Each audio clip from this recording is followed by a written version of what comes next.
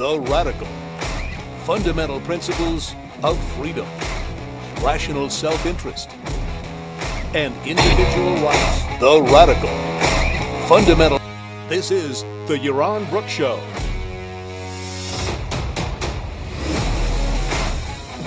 All right, everybody, welcome. Welcome to Yaron Brook Show on this. It's Tuesday. Getting a root canal tomorrow. That'll be fun.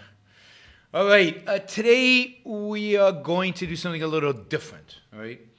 So I have put Super Chat to the side, chat generally to the side. I'm gonna not pay attention to it. You can ask questions. Ali is going to copy them over and email them to me, so I don't have to keep track of that. Also, if you want to make sure your question gets answered today, make sure it's at least $20, or it has to be right on topic. We're just not going to have enough time, I don't think, to get to miscellaneous questions, and I know I already have a few, but I'm probably just not going to get to them today. We'll hold them over to next show. So today we're really going to try to take a deep dive into this topic. We'll do it more lecture style, so less of me interacting with the super chat, me just lecturing, and then we'll check on the Q&A after the fact, just as if it's a talk. This will be my third lecture today. I did a panel discussion. I did the debate with a Marxist. I'll load that up to my channel sometime soon. And we're going to talk about now on how did we get so rich. The show is sponsored today by Adam. So thank you, Adam, who put up the $1,000 to sponsor the show. And I need to remind you, there is a sponsorship for me to do another Yaron Rules for Life, for Living, for Life. What we're doing is you can participate, I think at $100 level. So I think we've got like 7 or 8 people already in, so it's very close to $1,000. So as soon as we hit that $1,000, I will put on a show on Rules for Living. We'll do that. In soon, because it looks like we're going to hit the 1,000 already. If you want to participate, if you want to put $100 towards the show, you can go to YaronBrookShow.com, and I think on the upper right corner there's a thing to support the Yaron Rules show, and you can click on that, and then you can register to make a one-time $100 contribution. And I think on the upper right corner there's a thing to support the Yaron Rules show, and you can click on that. So the sooner we get to 1,000, the sooner I'll do the show. And I think on the upper right corner there's a thing to support the Yaron Rules show, and you can click on that. So the sooner we get to 1,000. Sorry. I think we've got sponsors for all the future ones, kind of a monthly sponsor that will do it on a regular basis. So we'll do it from there. So just a reminder, I see Michael's asking questions already. I'm not going to be looking at the questions. Alejandrina is going to copy them, paste them, and email them. If you want me to answer them today, either make sure they're $20 Super Chat questions, or that they're on the topic that we're talking about, which is how the hell did we get so rich? Today it's only $20 questions if you want the answers today. If not, I'll have them on the list, and I'll try to answer them in a future show. So $20 or more. I mean, you're welcome to do $50, $100 questions. That'll get us to to our $400 goal even faster if we can get more $50 questions. Adam actually suggested that I limit it today to $50 questions, and we could do that. So let's see. We'll see what comes in at 20. We'll see what comes in at 50, and 50 will get priority. But I'll try to get to all the 20s as well. All right. So let's jump right in, and we'll jump right in with the observation that we are incredibly rich. That the culture we live in today is a fabulously rich culture. Yes, they might be people who are relatively poor in America today, but most of those people have air conditioning. Almost all of them, indeed. They have automobiles. They have smartphones. They have television sets with hundreds of different options in terms of channels. We travel all over the world at relatively low costs. We visit places our ancestors didn't even know existed. We can fly in and out of them in just a few hours. We take vacations. We go to beautiful places. We engage in leisure activities. Leisure is a sign of wealth. There was no leisure 300 years ago. You worked, and you died. You didn't take vacations. You didn't go to hotels. You didn't eat out at restaurants.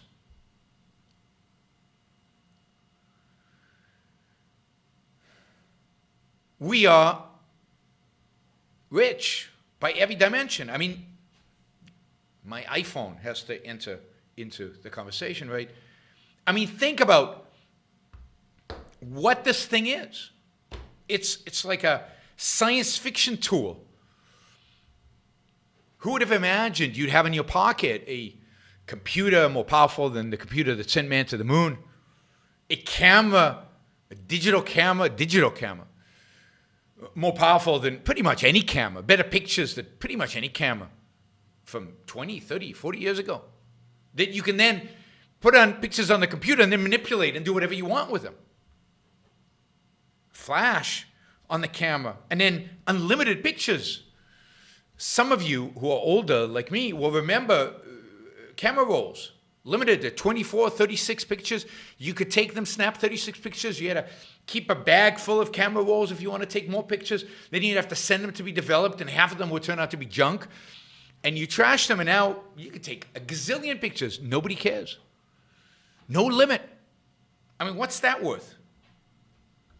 Entire library of world music is on this thing. I can listen to any piece of music pretty much anytime, even while flying way up in the air with Wi-Fi. I can watch movies, TV shows, classic movies from silent era. It's a map, but better than a map because it has GPS. It tells me directions. God, do any of you remember what it was like to navigate around a new city with a map, trying to drive and look at a map at the same time? And now I complain if my car doesn't have Apple Car, where I can plug it in and the map appears in a dashboard in front of me.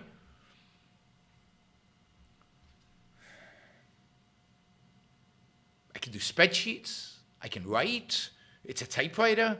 I can print from this. I mean, I'm just looking at the apps. Oh, it's a health tracker. I mean, combined with my watch, it can track all of my activity and give me an ECG, stuff you'd have to go to the doctor to do and do a stress test. Of course, it's a calculator. I remember having those big calculators. Now it's just on my phone. I can do any calculation on my phone. I can recreate an HP. You remember those HP financial calculators? You can do that on your phone. You just it will mimic that. You can book travel. You can get. I mean, we're rich. We truly are amazingly rich. And over the last 250 years, based on income, based on wealth, we're about 300 times on average richer than the people who lived 250 years ago. But that's way understating how much richer we are. Because what kind of value do you put on running water? How much value do you put on electricity? An ability to just flip a switch and there's light. I mean, you pay electric bills, and that's what kind of our wealth is measured in how much we pay for the electricity. But how much is electricity worth to you? I mean, many orders of magnitude above what you actually pay for it. The entertainment, the spare time, the fact that our kids don't die before the age of 10, the fact that our life expectancy is double what it used to be, more than double what it used to be. How do you even put a measure to that? The fact that you can travel anywhere in the world, just hours, be anywhere, pre-COVID at least. And maybe post-COVID, one would hope. So we are not 300 times richer. I would argue that we are millions times richer than people who just lived 250 years ago. And 250 years is nothing in history. It's, human beings have been around for hundreds of thousands of years. 250 years, nothing. And yet look how much we have done in 250 years. How rich we have gotten. Deirdre McCluskey, who is an economist, a friend, calls this the Great Enrichment. The Great Enrichment. There's no precedent for this in human history. Not even close. Forever, the human race lived on $2 to $3 a day for hundreds, or tens of thousands of years. Now, yes, there were periods that were better. Greece was better. Generally, life expectancy was higher than before and after. Generally, life was more comfortable. But you can't compare in terms of material comforts. You cannot compare Greece to today.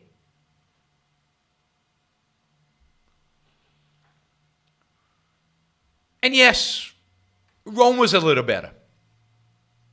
Maybe in Rome they had running water, at least in some places, taps. You can see that in Pompeii. But they didn't have planes or cars or electricity. They had none of what we take completely for granted every single day. Every single day from almost the moment we're born. The difference in wealth between us and the Romans is extraordinary. And of course, things only got worse after the Romans, not better. So what happened? I think the most important question in the humanities, in the social sciences, in economics and history and political science and sociology or whatever legitimate social sciences they are, is to find the answer to how did this happen? Because this is, the last 250 years are the most momentous period in all of human history. Something clicked 250 years ago. Something came together in a way that it had never come together before in human history. And it had a profound, massive, unpredicted, completely unpredicted impact on human life. Our ancestors could not imagine progress like we have experienced over the last 200 years. They couldn't have imagined it. It would have been so out of their experience.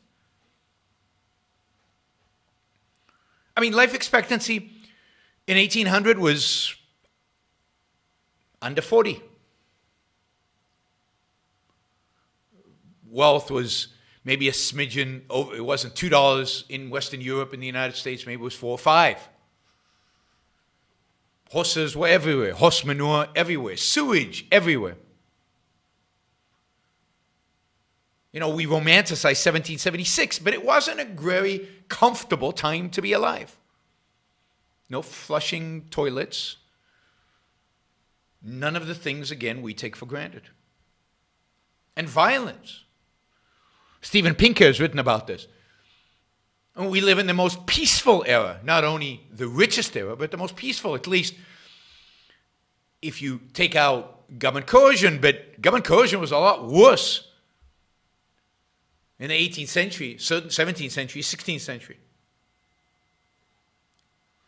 So the most important question that we face, and I think a question that, in a sense, the fate of the future depends on, is why? What happened?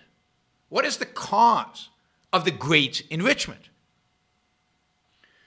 Now, many people have written about this and have tried to explain this. And there are all kinds of explanations. You know, people started to accumulate capital. And capitalism is based on the idea of capital. Capital accumulation, invested created the Industrial Revolution, which brought about the modern world. Really? You cannot explain the economics of the 19th century or the progress we've made because of capital accumulation. Capital accumulation, capital has to go somewhere. There were lots of ideas. Where did they come from? Were there ideas earlier and they just couldn't find capital? Is that the problem? No evidence to suggest that. Why did people start accumulating capital? Where did that capital come from? Something changed. Some people say that it is a product of institutions. That because of English common law and the history of particular institutions around property rights and other aspects of the legal system, this was inevitable. Property rights and institutions, particularly in Great Britain, created an environment which led to, and there's some truth there. But there have been other eras in which property rights were respected, at least to some extent, starting with Rome, but even in China to some extent during certain periods. And there's the question of why did property rights suddenly become important in the early 19th century or late 18th century? Why did these institutions evolve where they did? Parliament, the idea of elections, the idea of freedom, but where did they come from? Where did any of this come from? Where did these institutions come from? There's no question property rights plays a crucial role, and capital plays a crucial role in the development of the great enrichment, in the development of all the wealth we've created. You know, the left would argue that what caused the great enrichment was slavery. The West got very good at enslaving people and then having them produce for you, and that production is what is the basis of the great enrichment. Now that's just so ridiculous. It's hard to take it seriously. Both because slavery has always existed in human societies. Why weren't the Romans this rich? Why weren't the Jews? After all, Jews had slaves, and Jews were slaves. What about the Egyptians? Ancient Egyptians had lots of slaves, built the pyramids, but did they create wealth? And then, of course, any understanding of economics, you understand that slavery is not wealth creating, not optimal, not economically optimal. And is outcompeted indeed. The North outcompeted the South during this era dramatically. Because it didn't have slaves. Because it had a free market. So, why did institutions develop when they did where they did? Why was capital started to be accumulated and deployed so effectively? Even if you say it's freedom, why was freedom a thing in the early 19th century, late 18th century? Why in the West? Why not in China? Why in the West? Why not in the Middle East? These were societies that through many, many periods were far more advanced than the West. And you have to say with regard to slavery that at the end of the day, it is capitalism that eradicated slavery, both ideologically and economically. So none of these answers are satisfying. Of course, Ayn Rand had the answer, and I have to give credit here to Judith McCluskey, although her answer is different. She at least recognizes that none of these explanations are true. That the fundamental explanation for why it happened when it happened are the ideas embraced by Western intellectuals during the 18th century. And this is exactly Ayn Rand's identification. It is philosophy. It is intellectual ideas, fundamental ideas, all the way back to metaphysics, epistemology, ethics, and ultimately politics that shape human history. And that is no different in the period of the Great Enrichment. It was the right ideas that made the Great Enrichment possible. Ideas that have been slowly developing off of the foundational ideas of the Greeks, primarily Aristotle, for hundreds of years in Europe, slowly integrating into the culture through the philosophers, through the intellectuals, through the art, and came to flourish during the Enlightenment. What are these ideas? Well, in a sense, they're ideas that come from Greece. The ideas that come from Aristotle. And I think the defining ideas that shaped and have shaped Western civilization, and certainly that caused and shaped the Great Enrichment, are fundamentally two ideas. Two ideas that then are developed into a multitude of implications and implementations. What are these two ideas? Well, one is the efficacy of reason, the importance of reason. That reason as what differentiates man from other beings, but what makes it possible for man to survive and to thrive in this world. Now, of course, that is an identification that is made by the Greeks, and certainly by Aristotle, 2,500 years ago. But unfortunately, it is an identification that gets muddled and gets confused in people's minds by the Neoplatonists, by mysticism, by religion, to the point where Aristotle is lost to us, or to many in the West, for 1,000 years. And where the idea of reason as guiding man's actions, logic, the idea of logic, the system of logic, those ideas almost disappear from the West for 1,000 years. Now, it's important to note that reason is an attribute of an individual. You reason. I reason. There's no collective consciousness. There's no collective thinking. There's no collective reasoning. Individuals must reason, and individuals have the capacity to reason. We'll get back to that in a minute. And for Aristotle, indeed, the whole purpose of morality is to teach individuals how to attain happiness, flourishing, success at living. That too disappears.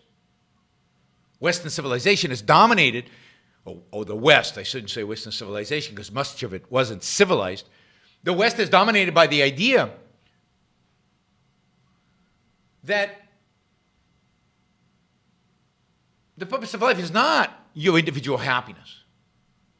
That the purpose of life is indeed suffering, sacrifice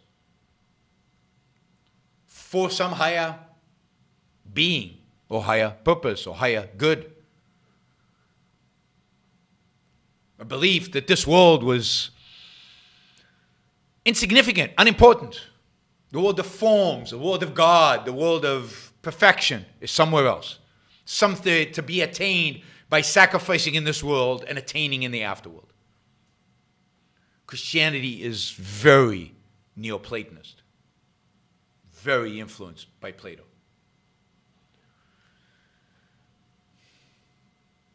So the idea of individual happiness, the idea of individual happiness, the idea of individual success, the idea of an individual living a thriving life, a flourishing life, that idea of Aristotle disappears and is replaced with a Christian view of sacrifice and suffering and afterlife and heaven and hell, and life is not great here and now.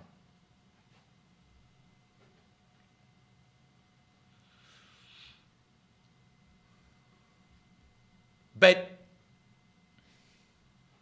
these ideas are rediscovered.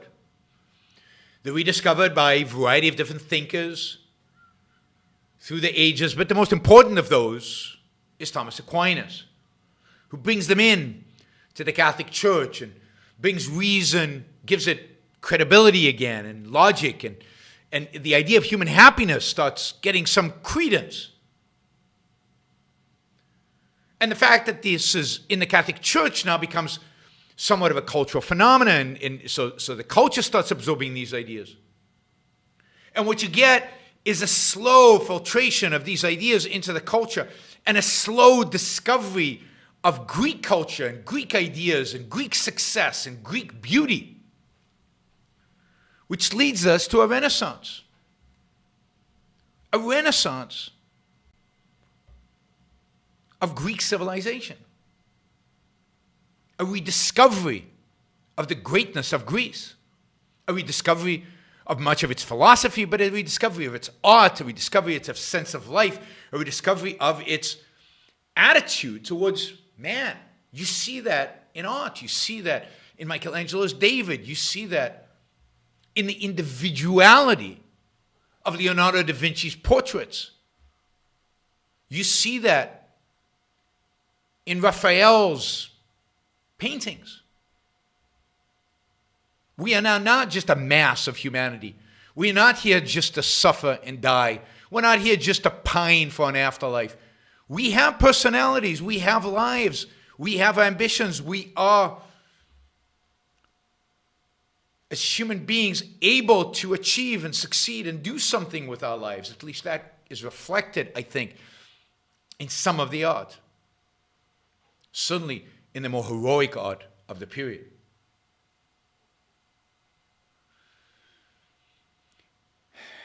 And with this rediscovery, people's minds open up. They challenge the religion of the day. I mean, rumor has it, it's hard to tell, of course, that Leonardo da Vinci is probably an atheist. He didn't care much for religious authority. It's no accident that you get a Reformation kind of at the tail end of the Renaissance. You get a challenge to the authority of the church, not a rejection of religion, but a challenge to authority of the church, which now allows people to have a personal relationship with God, which now allows them to think for themselves a little bit and challenge authority in significant ways. And this, of course, involves wars and bloodshed. And, you know, I've read in some places that the 30-Year War starts in 1618 between Catholics and Protestants and between a variety of different kingdoms, and is maybe the bloodiest war in human history, or one of the bloodiest wars in human history. Bloodier, I think, than World War II or World War I in terms of casualties per capita. And this bloodbath, just at a point in time where people are starting to open up, they're starting to think for themselves, they're starting to be exposed to beauty and to art and to some extent what is possible and the potential of human life, is shocking. The bloodshed is shocking.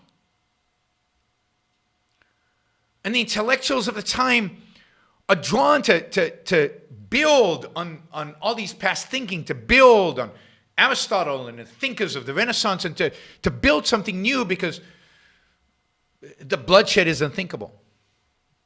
The conflict's unthinkable. And coming out of this period, you get one of the great intellectual periods in all of human history, maybe the greatest, second only to the Greeks, and that is the Enlightenment. So Isaac Newton is born in 1642. The father, or not really the father of scientific revolution, but the man who gives it a huge momentum. We already had Galileo and Copernicus and Kepler. And Leonardo da Vinci was quite a scientist, although many of his scientific discoveries remained unknown for 100 years because he only wrote them in his diaries and never shared them with anybody. But suddenly you had an explosion of science. The British Academy was established, a place where scientists would get together and talk about their discoveries and do experiments together and discover things about the world together. An era in which scientists were revered. An era that saw the flourishing of human reason.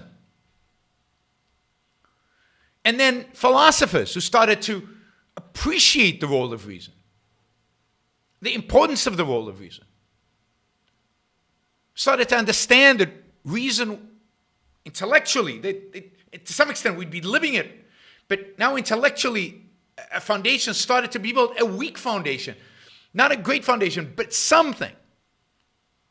And it started filtering into the culture, this idea that reason is efficacious, that all individuals have reason, that all of us have, through the works of the scientists, like Newton, where suddenly people started to understand how physical objects move, how things in the world, they could understand the world around them. They could use their own mind to figure out what was going on in the world.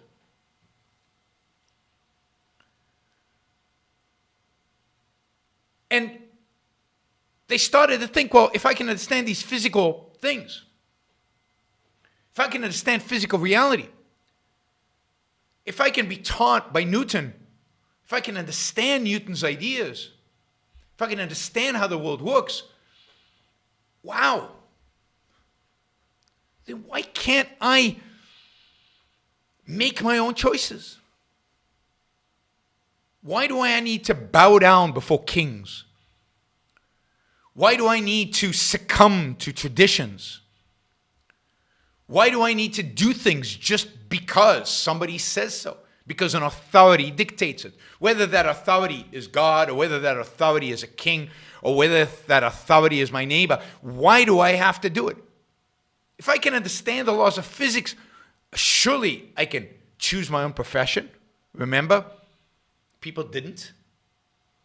You did what your father did. You were part of a guild. You didn't have choices.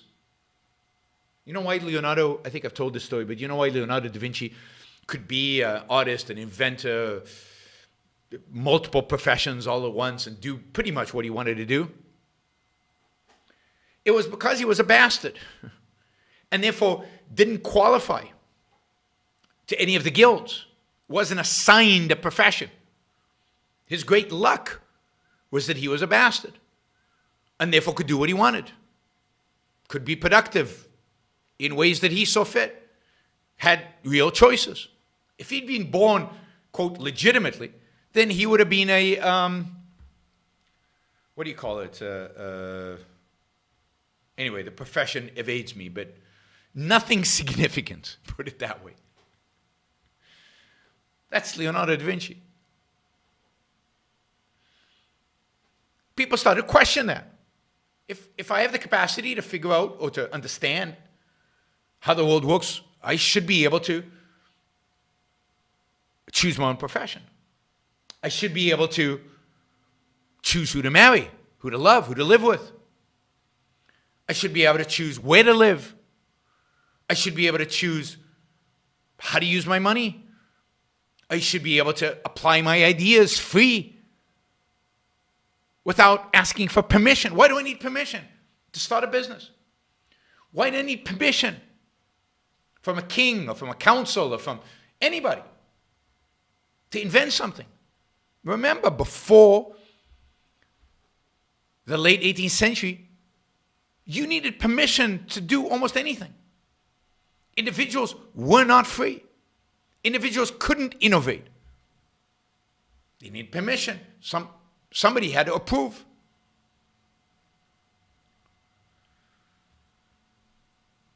So it's this idea of the efficacy of the human mind, the idea that individuals are capable of taking care of themselves, the idea that people can make choices for themselves.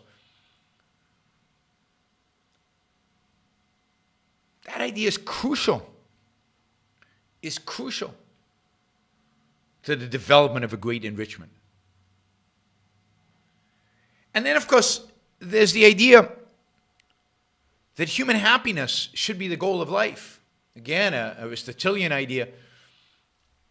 that is kind of under the surface throughout this period. People take it more or less seriously.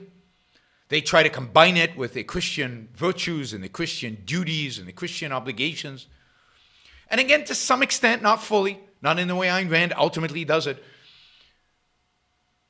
The Enlightenment says, yeah, why shouldn't individuals pursue their happiness? Why shouldn't they find flourishing? Why shouldn't they make choices good for them? Not on the basis of sacrifice and suffering and what God tells you of commandments. And you get a flourishing of individualism, a flourishing of individuals pursuing their own success, their own happiness, their own flourishing. And that, of course, gets codified in the Declaration of Independence, where each one of us has an inalienable right to the pursuit of their own happiness.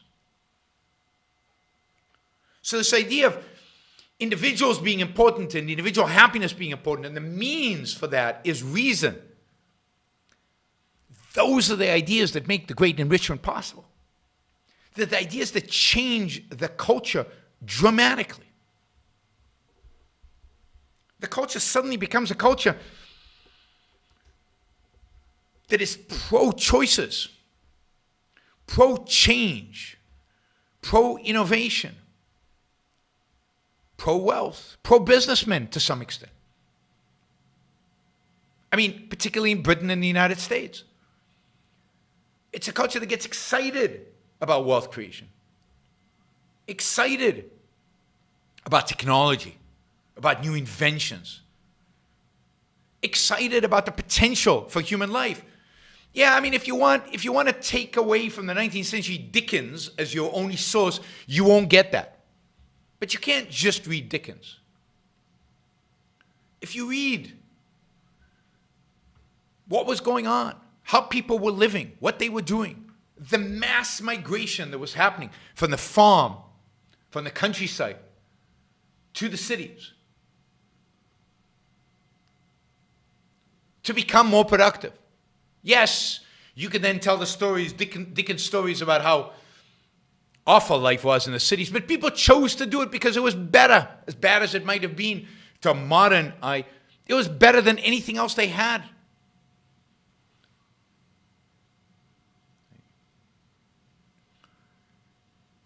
And they started accumulating knowledge, because now knowledge was accessible to anybody. Books were everywhere. People become more and more literate during this period because they're pursuing something. They're after their own happiness. And they are free to pursue it because we freed up the human mind. There are no limits. There are no controls. I mean, McCluskey again calls this a permissionless society. Before the Enlightenment and before the Industrial Revolution, you had to ask permission for everything. You had to have permission for what job you were going to take, permission for who you were going to marry, permission for going out of town, permission to start a new business if such a thing was even thinkable. And suddenly, this idea of reason and individualism and the combination of happiness and all this, and the ideas of philosophers like John Locke and Voltaire liberated not just the human spirit, but human body, the human action, which is what's important, human action. And allowed for innovation, for production, for creation. And it's hard to project backwards to see the energy and excitement and fervor in which people engaged in these activities. Not because they were trying to make the world a better place, not because anybody had commanded them to do it, not because somebody had planned for it to happen. No, but because they were pursuing their own happiness. They were pursuing their own interests. They were pursuing their own life. And the knowledge built one on top of the other. Technology built on that knowledge. Innovators took the ideas of the scientific revolution and started using them to build machines. Many of those machines failed, but entrepreneurs and innovators learned from the failure, tried again, and they were free to try again. And yes, some people built good machines and made good money, and capital started to be accumulated, and that capital searched out more investors and sorry, not more invested, more innovators, more, and not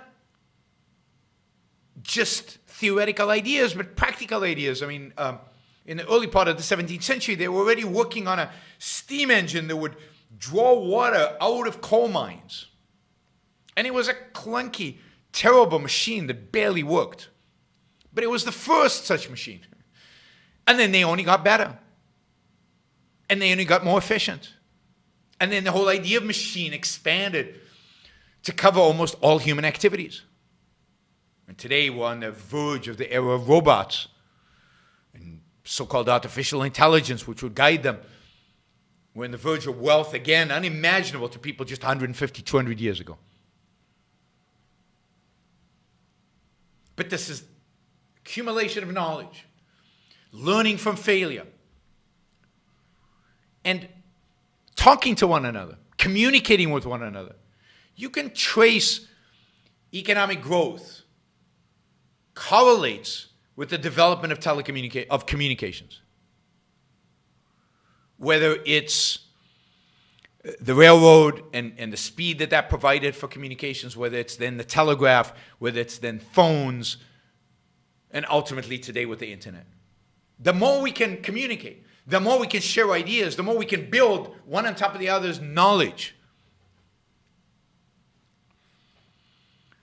So the 19th century is not just an era of massive production and massive innovation and huge numbers of ideas and inventors and creators and entrepreneurs and business leaders and financiers who all invent, to a large extent, the fields in which they engage in. But it's also a period where the culture shifts.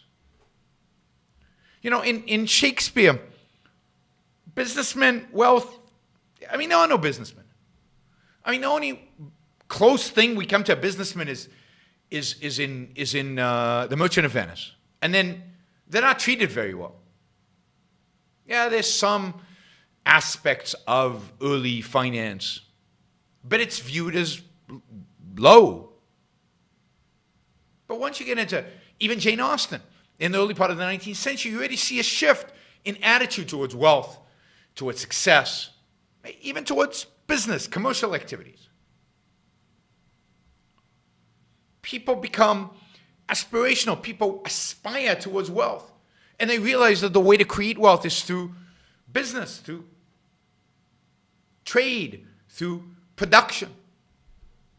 And that's a massive cultural shift that happens.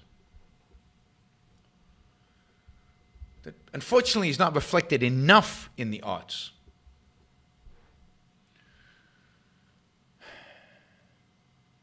So as people become more free, more minds now are deployed towards production.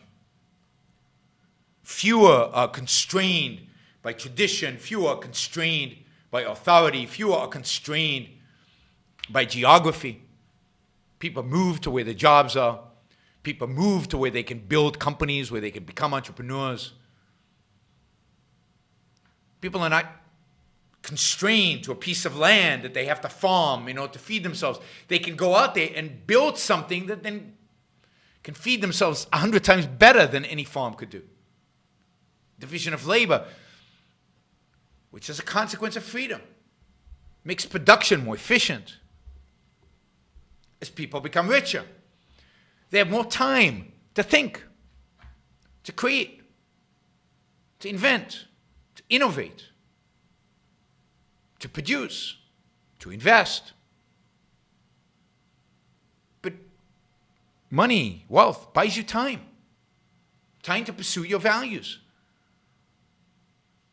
As more people are replaced by machines, their physical labor is replaced by machines during this era of the Great Enrichment. Again, people have more time to do other things, to use their mind, to use their reason. You get more entrepreneurs.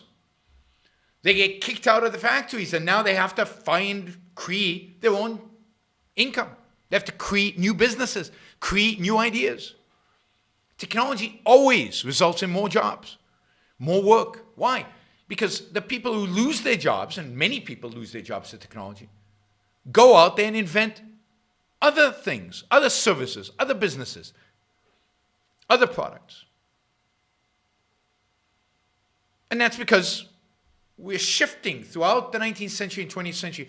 We're shifting to less physical labor. Farming is the most physically labor-intensive thing. In the 19th century, we shift to capital, replacing labor, and slowly machines replacing physical labor. In the 20th century, second half of the 20th century, early 21st century, we're now replacing more and more and more physical labor, but now we're starting to replace some mental labor. This is what computers are, which is buying us more time, more ability to think originally and creatively, in order to invent more technologies, more innovation, more progress. The more people thinking, the more people communicating, the more people sharing ideas, the more people building one on top of the knowledge of each other's knowledge, the more innovation, the more growth, the more progress, the more wealth there is in the world. Knowledge builds on knowledge.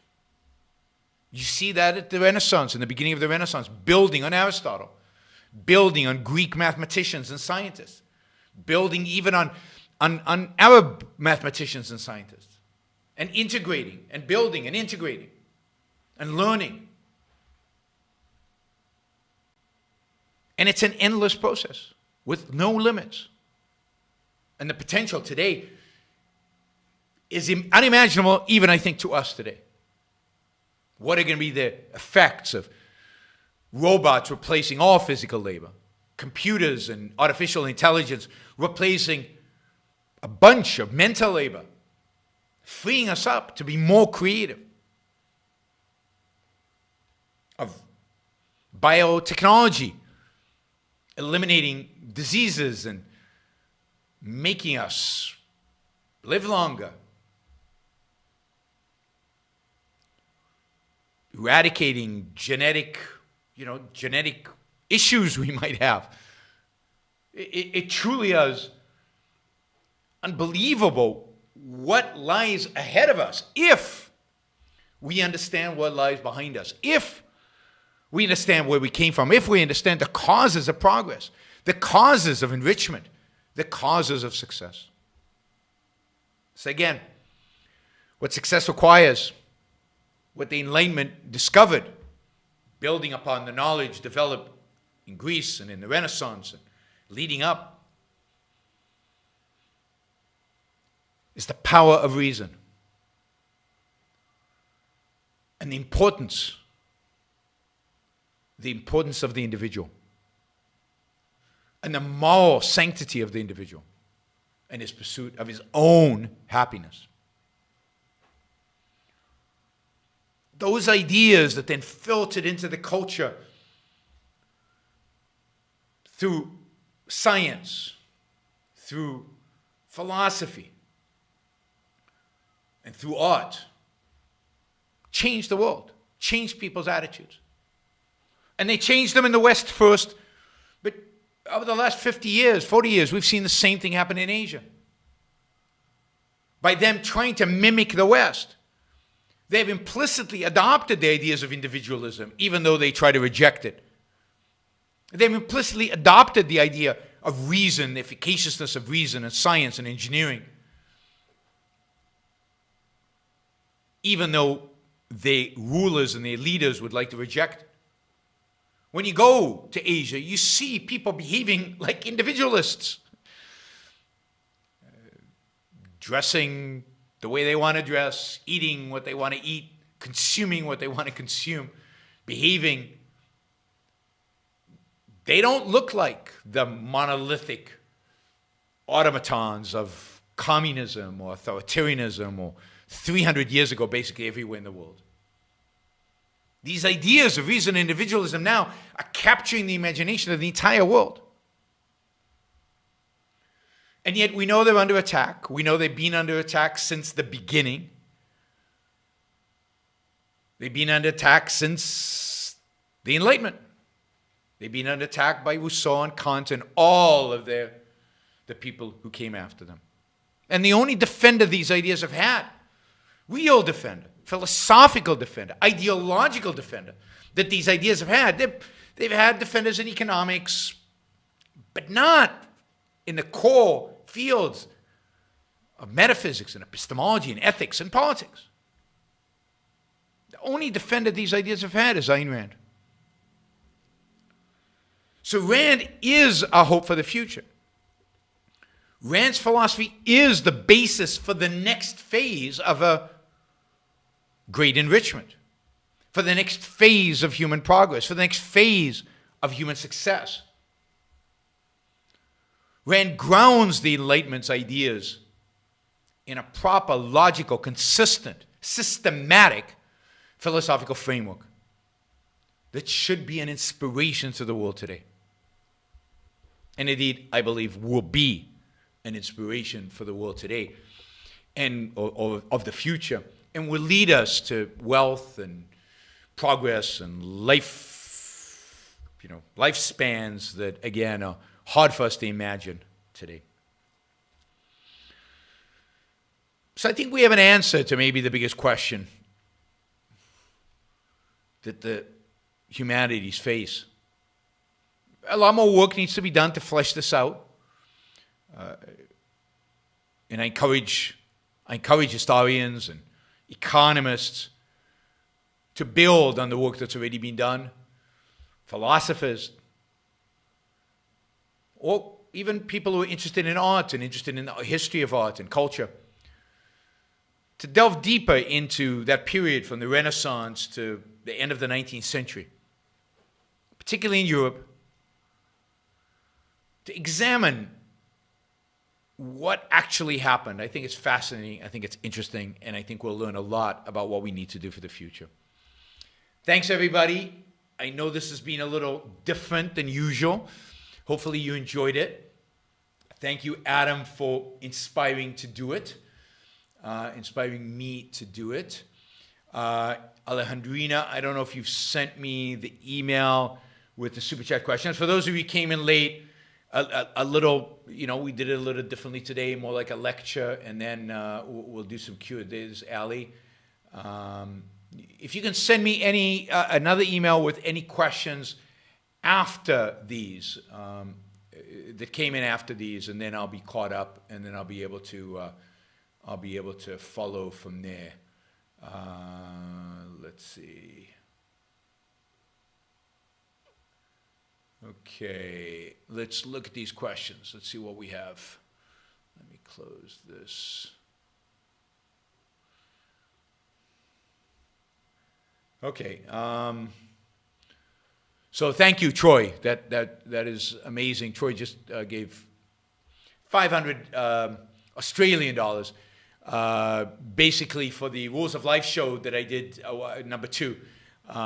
So he jumps in and co-sponsors those shows as they come in. So thank you. This is great. Thank you, Troy. Let's see. Here's a $50 question.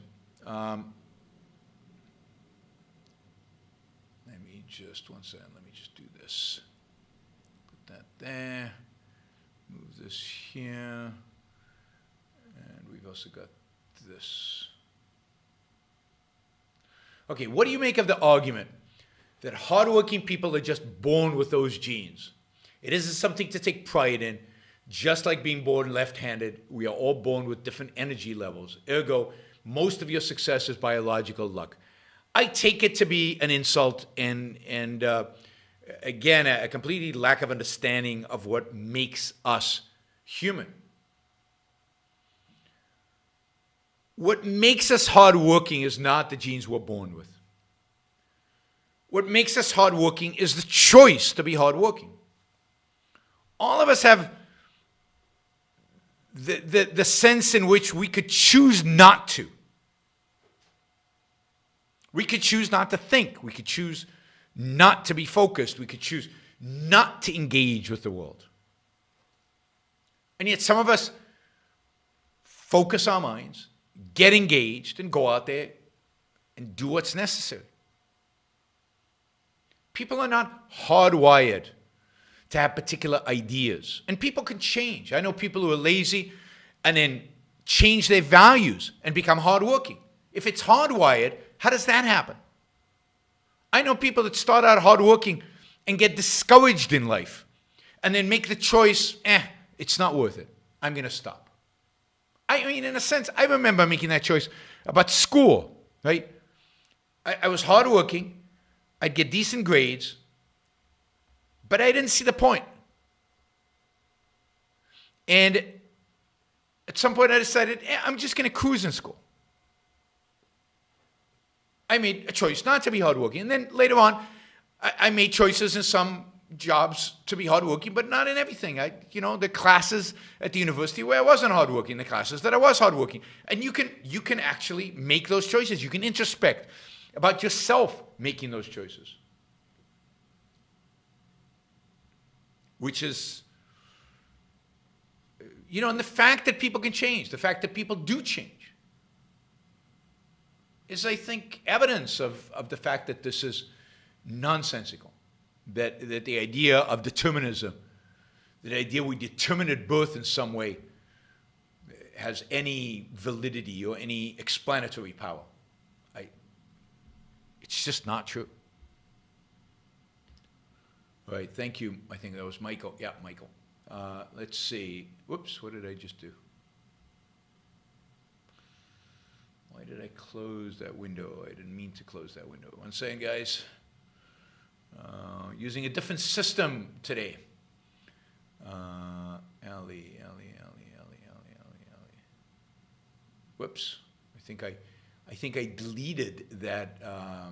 There it is. Yeah, I deleted it. So we don't want to delete it. We want it there. And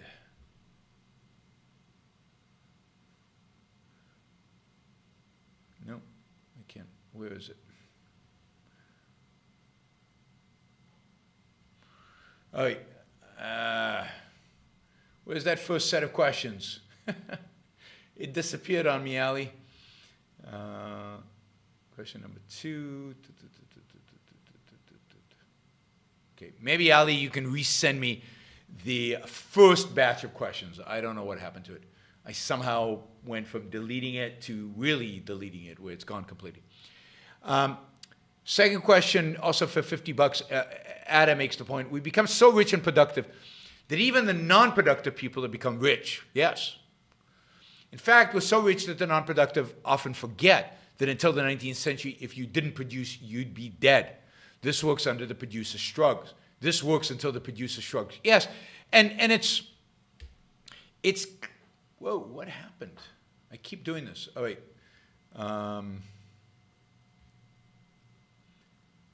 It's so prevalent that today, whoops, that also disappeared.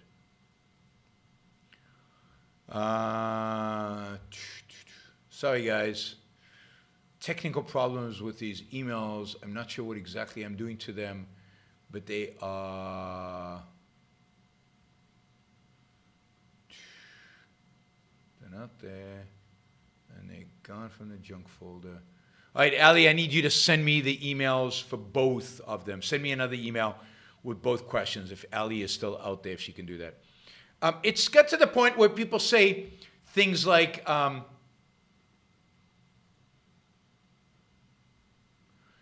do I have to work?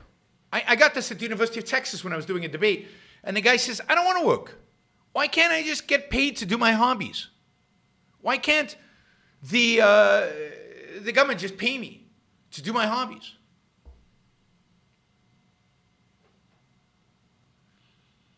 And I did this debate with a Marxist today. And her attitude was, well, mechanization is going to make it such that nobody is going to be poor, and that people will just be able to get everything that they need from machines. And I said, who's going to produce the machines? Who's going to invent the machines? Who's going to fix the machines? Who's going to program the machines? No answer.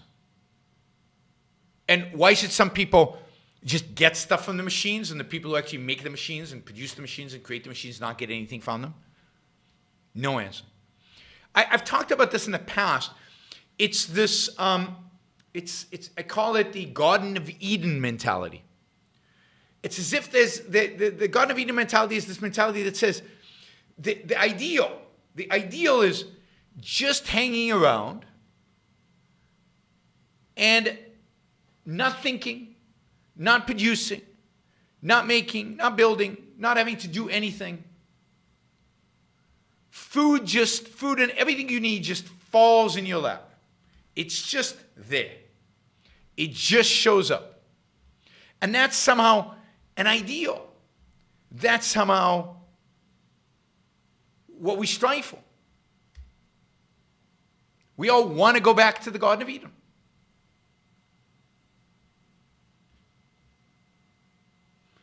And you see that in almost all discussions.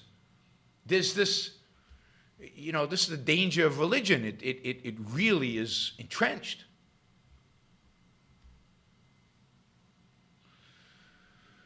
But no, wealth has to be produced. The human mind has to be involved. Somebody has to do the work. And if you're not doing the work, then you're living off of other people. Not living off of machines, you're living off of other people.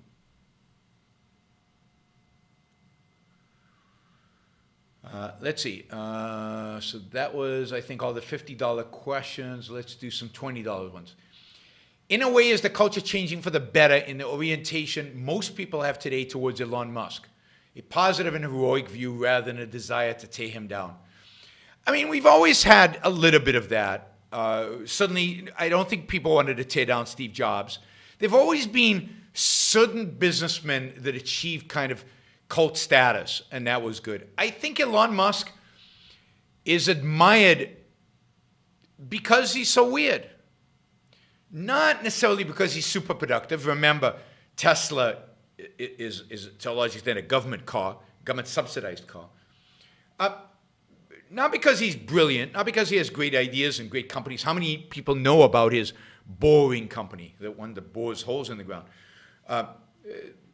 They know about SpaceX because it's sexy. They know about Tesla because it's successful, because of government. They kind of know he does things. But what they know about him is all his crazy statements that he makes. His standing up to people, his flip-flops on Bitcoin, his smoking weed on Joe Rogan's show. And I'm not sure he is a representation of the productive businessman, the achiever. I mean, he is brilliant. I'm not questioning his brilliance. But the attitude of the culture towards him is not, I mean, think about Elon Musk, who's far more successful, Elon Musk. We're talking about Elon Musk. Bezos, who's far more successful than Elon Musk, who's created a bigger, better, more successful business than Elon Musk, more wealth than Elon Musk, without government help. People don't like him because they like Elon because he's weird. So I'm not sure that reflects. Now, it is true that the American people have always had, as part of their sense of life, a certain admiration of success, a certain admiration of business, a certain admiration of wealth, a certain admiration of technology. We all can't wait for the next iPhone to come out or for the next thing that Apple is going to announce or somebody's going to announce. So there's still hope for this society because we still live in the shadow of the Enlightenment. We still have elements of the Enlightenment in us. We still have a certain admiration, right, of progress. So I don't think we should be pessimistic completely, because even those crazy leftists out there are being crazy leftists on their iPhones and love technology, and they just don't understand. They don't know. And they've been taught a horrible morality and horrible philosophy about where all this progress comes from. This is why it's so important, in my view, not just to teach philosophy, but also to teach history, and also for us to understand how we got this rich and where it came from and where does progress come from and the role of the human mind and how it works and all of these things. It's so important if we're going to get people onto the right track.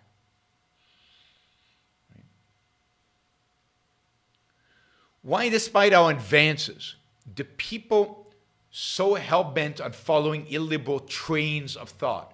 Are we doomed to repeat the cycle over and over? How do we avoid it? Well, there's no cycle. There's never been the last 250 years. We've never seen anything like it. Now, in a sense, it's happened so fast that our intellectuals are so stuck on a pre-great enrichment mentality.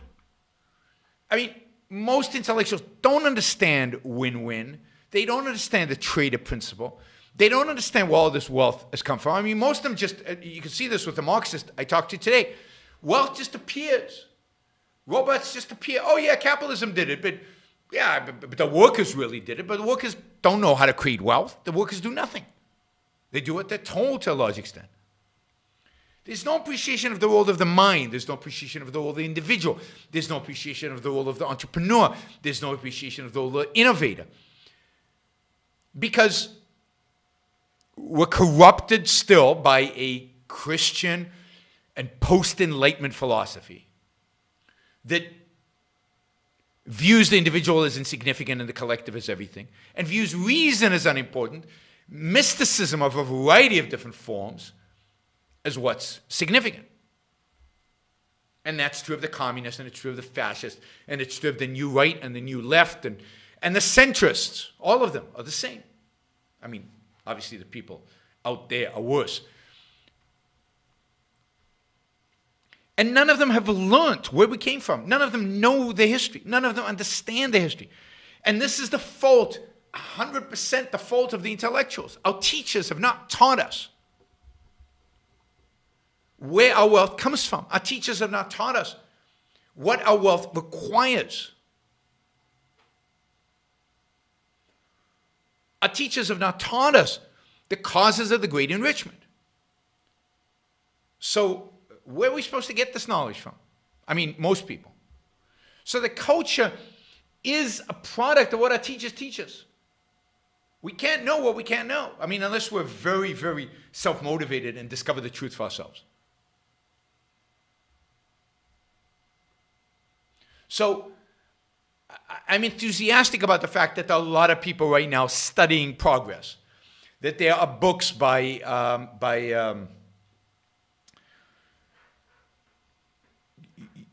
the guy I interviewed, and I want to interview again.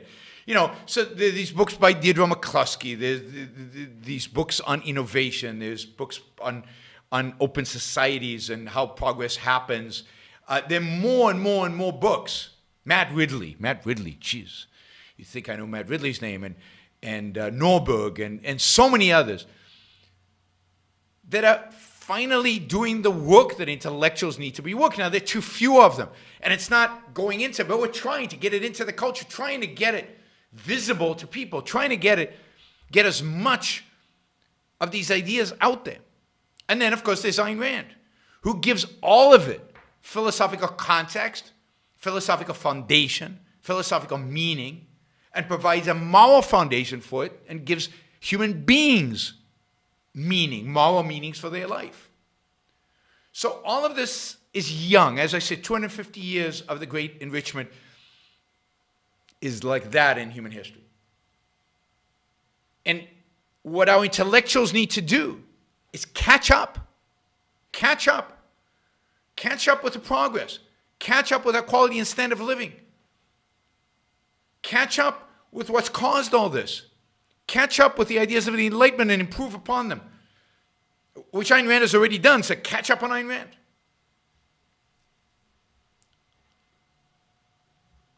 So we still have in our culture, among our intellectuals, the mentality of the Middle Ages. Whether it's a zero-sum mentality, whether it's a wishful thinking mentality, whether it's a mystical mentality, whether it's a power-lusting mentality.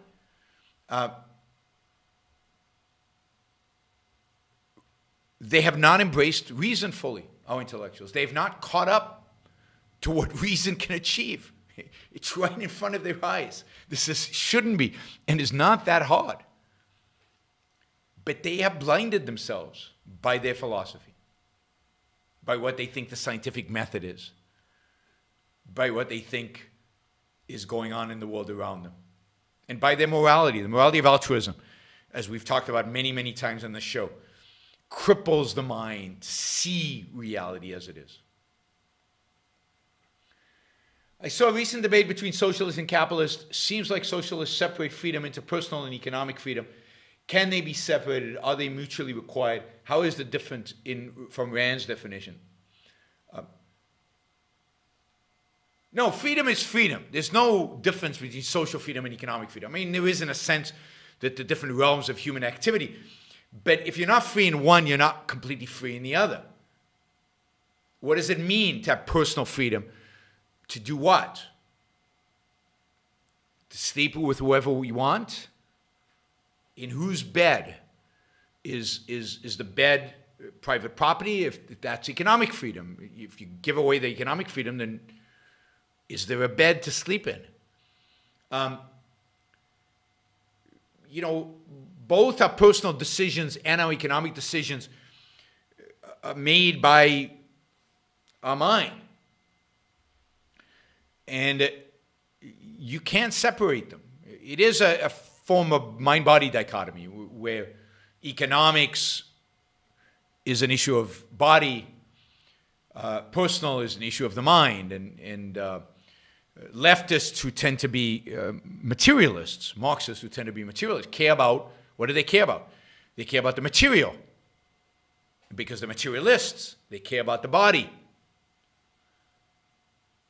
So they want to control what they think is important, which is the material world. They want to control economics.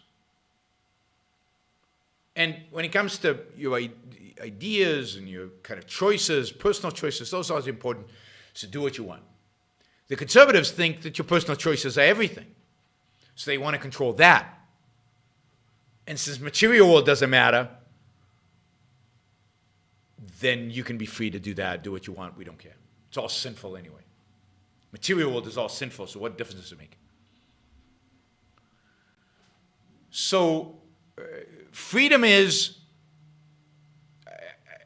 it's a positive.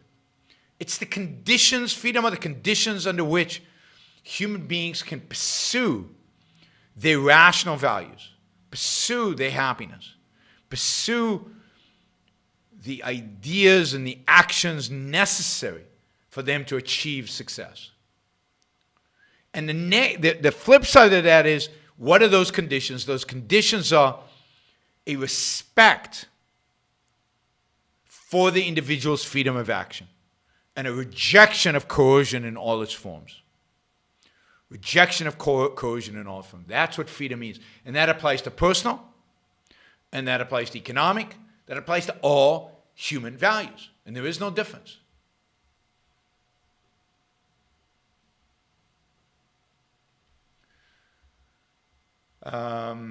Let's see. How might you imagine A and B converging? A governing objectivist society. B, objectivism being resisted by the culture, yet hundreds of thousands of productive objectivists trading globally amongst themselves in their own crypto.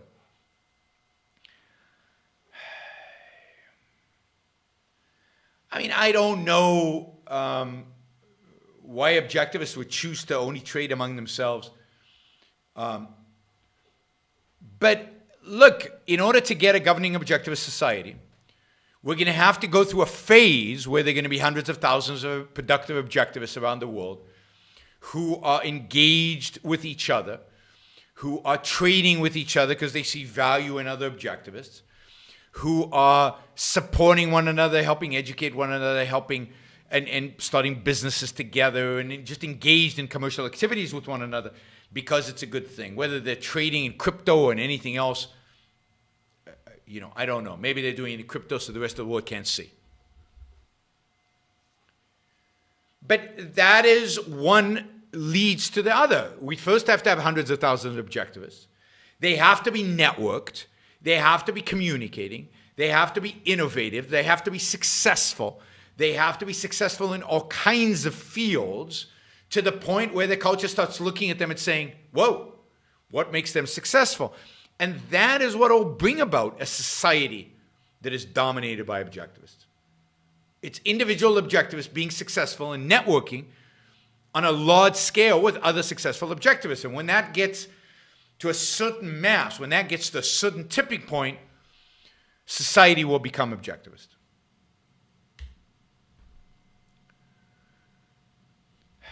There is a book recently gaining popularity called The Age of Surveillance Capitalism by Shoshana Zuboff. She attacks tech companies as a type of rogue capitalism. Any thoughts?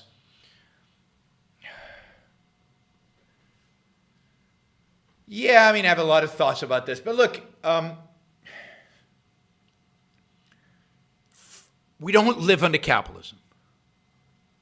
So how companies would deal with our private information, how much they would monitor us, follow us, track us in capitalism is hard to tell.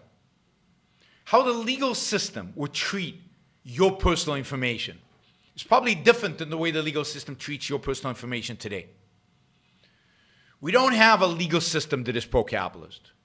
We don't have a privacy system that is pro-capitalist. We have a government that, once you give information to a company, claims that it can have access to it. The third-party doctrine. So, I don't like qualifiers on capitalism. There's no such thing as rogue capitalism. There's no capitalism, anti-capitalism. There's no such thing as surveillance capitalism. Now, the fact is that I also think that in a free society, people want companies to track them. So I find it convenient that Google knows kind of what I'm thinking of buying soon. Or that YouTube might notice that recently I've been looking at speakers because I want to buy a really good pair of speakers for my home. And I've been looking at speakers because then YouTube keeps pushing videos of different people doing reviews of speakers. And I've learned a lot about speakers and about audio files and about all kinds of stuff related to audio because YouTube has fed me this stuff and Google has fed me this stuff because they've noticed that I've done some searches and they immediately provide me with that stuff. That's great. Yes, hyphenated capitalism is an oxymoron. There's no hyphenated capitalism. It's capitalism. And then there's other stuff. Don't blame capitalism for all the things you don't like about the world. So, I think in a really free market with a proper legal system, we would have a different balance. We would have a different approach to information and to privacy than we have today. And yet, I don't think what's going on today is that bad, that awful, that horrific. You know, if we really thought so, you could switch from Google. You could dump Google, and there are plenty of search engines that will protect your privacy, that don't track you, that don't send you ads, that don't do any of that. If you're curious about what those are, I think DuckDuckGo or something, DuckDuckGo, there's all kinds of stuff like that. Right?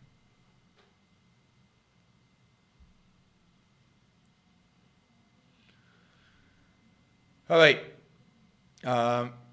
If you have questions, Super Chat, $20 gets priority. Let's see. This is a question I guess I skipped last time. You're on the something along the line. OPA says that it's proper to defend one's moral values when openly attacked, but that's before Facebook, where it's constantly under attack. Does the principle still apply? I think the principle still applies. The principle is always contextual in a sense that you defend your values within a context, and Facebook has changed the context maybe, and because there's so much being attacked that you have to pick and choose your battles. But I think that's always been the case, and I think that OPA recognizes that. I'd have to find the specific section in OPA where this is brought up. But yeah, I mean, if you focused on defending yourself on Facebook, that's all you would do, and you can't give up on life, particularly when the attacks are often anonymous, often by people who don't really matter, or often by people who are being ignored. There's no point in spending your life defending yourself against random attacks on Facebook. So I don't think that's the principle, and I'd have to find the exact section in OPA I'll look for it to see exactly what you mean.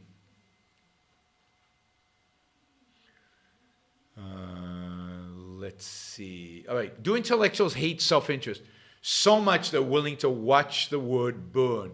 Just a man can never have a chance to live by his nature and actually flourish. Yes. The bottom line is yes. I mean, there's nothing more hated out there than self-interest, rational self-interest. They despise it because they think, they can't think about it. Their philosophy doesn't let them think about it. Whenever self-interest comes out, they think Bernie Madoff. And they won't let their mind go there because it's so, the opposite of everything they believe in and everything that they hold dear to themselves.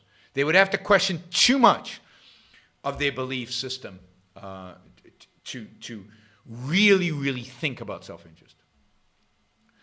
Showing some love from the podcast audience. I'm catching up. Great. Thank you. Thank you. Really appreciate that. Okay. The food industry is often blamed for present-day obesity rates. Where should responsibility be placed? Just individuals? Yeah. Well, two places, I'd say. Individuals and the government. The government has a food pyramid. The food pyramid is probably, which encourages people to eat certain things. The food pyramid probably is more responsible for obesity than anything else because it encourages people through the authority of government, through programs at schools, through even infiltrating into doctors' offices. You should eat grains. Sugar's not that bad for you. The thing you should avoid is fat. But fat is filling, and fat doesn't make you fat. What makes you fat is sugar, simple carbs. It doesn't matter how much exercise you do. If you screw up your sugar and your insulin response and all of that, everything else it doesn't matter. So I think we've gotten bad advice from the healthcare industry. The government should not be involved with food. The government should not be involved with health. The government should not be giving health recommendations because when they do, they create systemic risk. And then individuals need to take responsibility for their own lives, do their own research, do some thinking, and figure out what a proper diet is. But it's pretty clear what makes you fat. Yeah, Thomas says, you can't out-exercise a shitty diet. That's absolutely right. Exercise works when it works with a proper diet.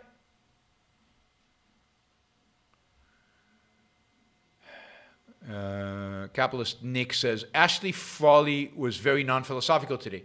She packaged a humanist view of man, trying to make her Marxism more palatable while trying to whitewash its historical record. Ignorance of the process of how wealth is created. Absolutely. I agree. I agree. Good identification. Can you identify a topic where you disagree with Ayn Rand? Nothing really important, philosophical, things I don't know if I agree with Ayn Rand. Do I completely understand her view of femininity and masculinity? Do I completely agree with it? I don't know. Do I agree with her views about whether the U.S. should have entered World War II or whether Nixon should have gone to China or approach to China? There's a bunch of specific applications of the ideas that I'm not sure about. In philosophy, I don't know anything I disagree with Ayn Rand about. But then I'm not a philosopher, so I'd be shocked if I figured out something where I thought she was wrong. Can you do a commentary on Destiny versus Richard Wolff debate? That sounds like a weird debate. It was fascinating to see a leftist debate a Marxist. I'll look for it. See if it's worth doing. Would you go skydiving for $250,000? No. You're going to have to keep trying, Michael, but $250 is not enough. But you're getting closer. There's no question you're getting closer. There is a number at which I would go skydiving, but $250 is not enough. Do you ever wonder what kind of writings and knowledge was lost at the Library of Alexandria? I'm sure we'd have more Aristotle and others. Oh, absolutely.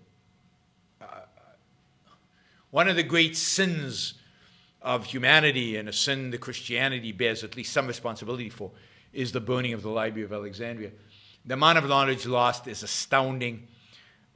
It's not the only library. The libraries in Baghdad that were burned to the ground by the Muslims themselves and then by the Mongols afterwards. The libraries of the Byzantine Empire, many of them didn't survive. Although, the kind of re-Islamization of the Muslim world in I think the 12th or 13th centuries. So a lot of knowledge has been lost. A lot of knowledge has been lost over the centuries. But yes, Library of Alexandria is particularly tragic because many of Aristotle's students were in Alexandria and did work in Alexandria, did research in Alexandria, and wrote there and published and put it into the library, and it was a treasure trove of material. Treasure trove of material. All right, guys. I'm exhausted. 3 talks in one day. I'll see you all on Thursday. Nothing tomorrow. See you on Thursday. Don't forget to like the show before you leave. With 140 people and only 114 likes, so get those like buttons. Push those like buttons. It helps with the algorithms. Don't forget to support the show on youronbookshow.com/support. If you're not a subscriber, subscribe. You can also support the show on Patreon. Subscribe to on Locals. If you want another Rules for Life show, number 3, then you can go to youronbookshow.com and choose to support that show for $100. I think we're a couple of hundred short or something, and do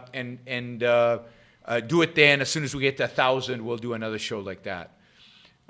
James says, "What are your thoughts on Brazil? I've been looking at a country as a great second home opportunity. Russia is similar. Both have potential to grow. Brazil is ranked 123rd for world disasters."